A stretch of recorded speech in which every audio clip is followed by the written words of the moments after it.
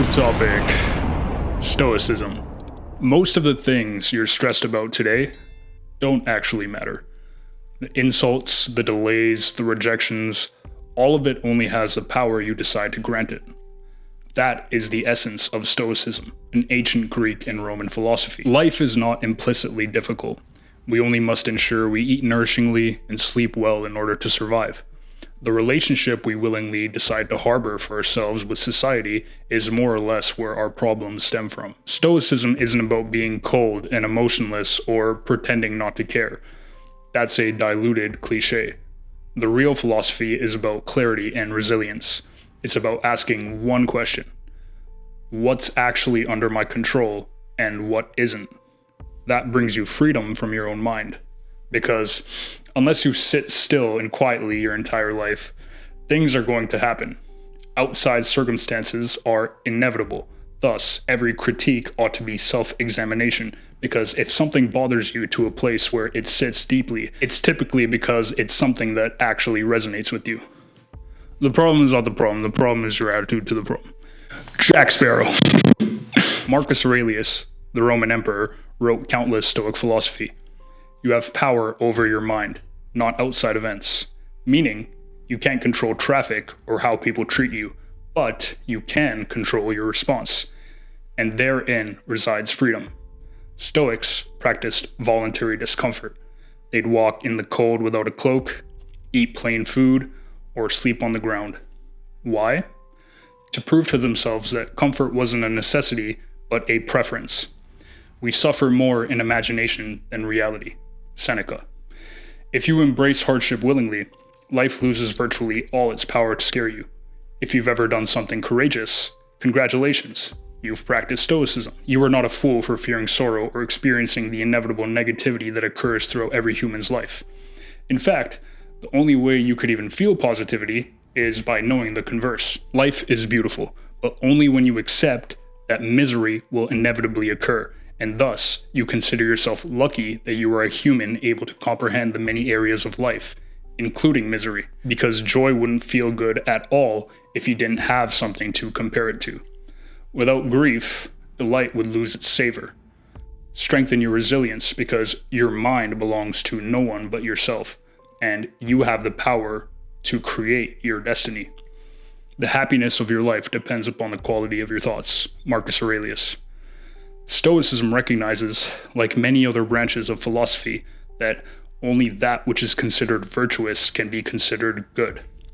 Anything else is neither inherently good or bad until we place that classification on them. Money is a great example, as money can be used for virtuous endeavors, like charity, or the exact opposite, squandered on vices, like drugs and prostitution.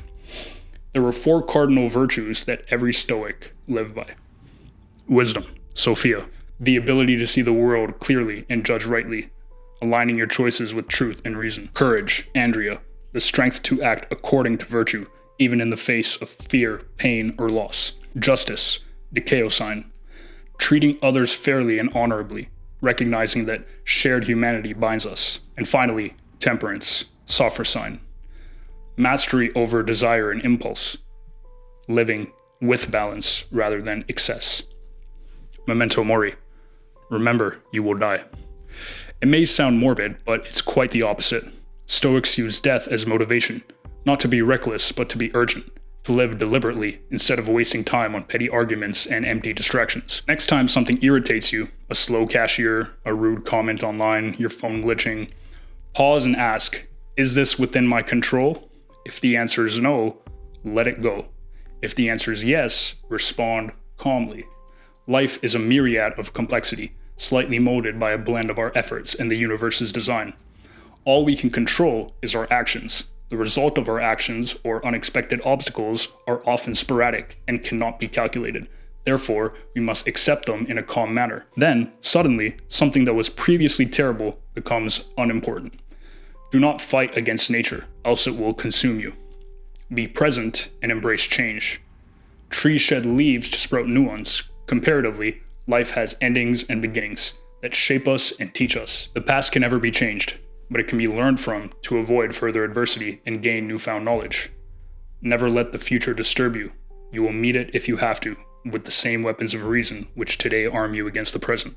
Marcus Aurelius. Modern therapy, particularly cognitive behavioral therapy, borrows directly from Stoicism. The core idea of CBT, that our thoughts shape our feelings and actions, mirrors the Stoic belief that it's not events themselves that disturb us, but the judgments we attach to them. Many therapists even quote Epictetus and Marcus Aurelius when teaching clients to reframe their negative thinking. The difference is, Stoicism is not just a tool for symptom management, it's a full philosophy for living.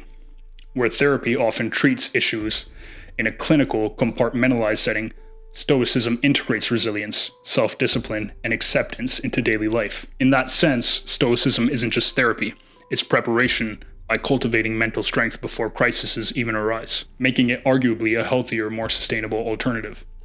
A commonly diagnosed supposed emotional disorder is anxiety. I'm furious that it is common malpractice to sedate this natural survival mechanism with pharmaceuticals, but that's a video for another time. In actuality, since modern civilization holds a lower risk for danger than any other time in history, one must simply practice Stoicism to come to the realization that even if anxiety is justified and bad things occur, everything is going to be okay. Logos. In Stoic thought, Logos is the rational order that permeates the universe, the invisible architecture that binds chaos into harmony.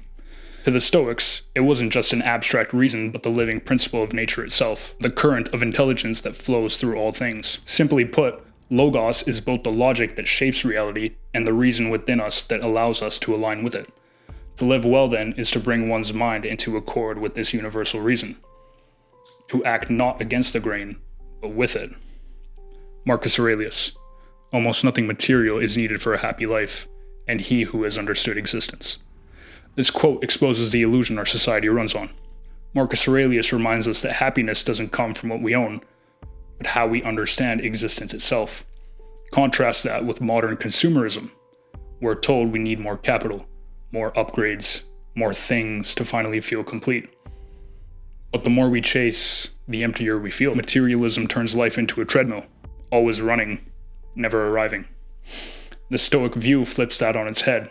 If happiness doesn't require possessions, then the endless pursuit of them is not just unnecessary, it's the root of all suffering. Real freedom is realizing that the least important outlet towards joy is the one society obsesses over to a point of worship: material wealth.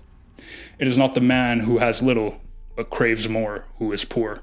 Seneca. Wealth is not measured in designer brands and cool tech gadgets, but rather the contentment of the experiences, the richness of souls, and the treasures of memories.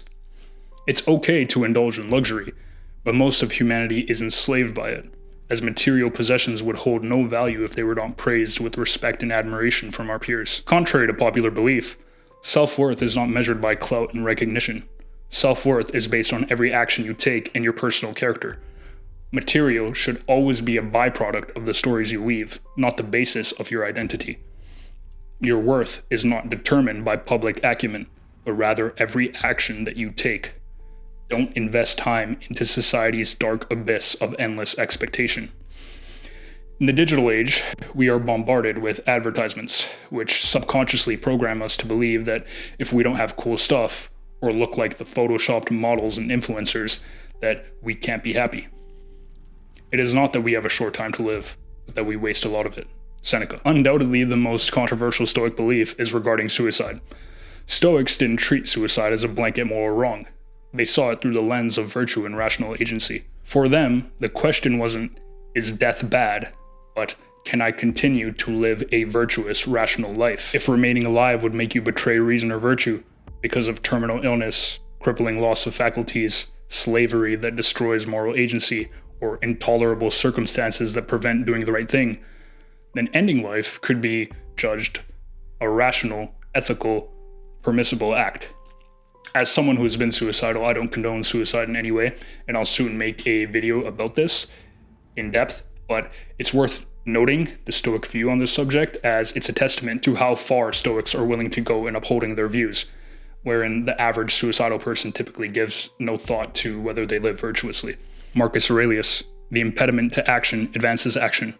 What stands in the way becomes the way. My interpretation of this quote is that everything is an opportunity to become better. Why are the best video games challenging? Because if they were straightforward and painstakingly easy, it takes most of the fun out of it. Life works the exact same way.